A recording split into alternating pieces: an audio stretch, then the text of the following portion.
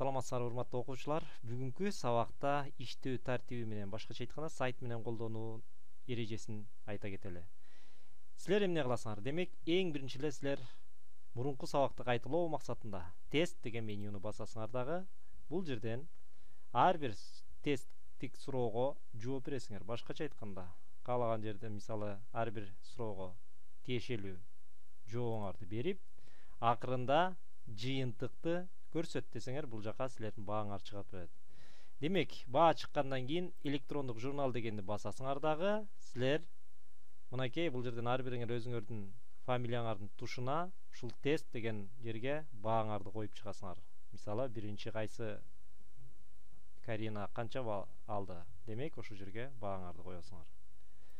Тестти бүткөндөн кийин силер видео сабактар бөлүмүнө киресиңер дагы, бул жерден 2 видео сабакты көрүп чыгасыңар. Ал видео сабактарды көрүп чыккандан кийин жаңы түшүнүктөр деп дептериңерге бул конспектти жазып аласыңар. Бул жерге чейин. Мындан кийин тапшырма деген менюга киресиңер дагы, 2 тапшырманы аткарасыңар. Демек, биринчи тапшырманы силер компьютердеги эле MS Word 2007 текст редакторунда аткарасыңар. Мынакей, демек күндөлүктү таблицасын түзөсүңөр. Экинчи тапшырмадан болсо силер онлайн текстик редакторунда аткарасыңар. Демек, онлайн текстик редакторуна кириш үчүн биз онлайн редактор дегенди бассаңар, силер ошол онлайн текстик редакторуна түшөсүңөр.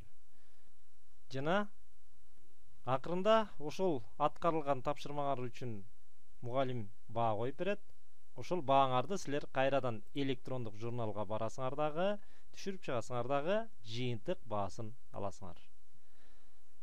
Ушуну менен анда сайтта иштөө эрежесин камтыган видео сабагыбыз аяна чыкты.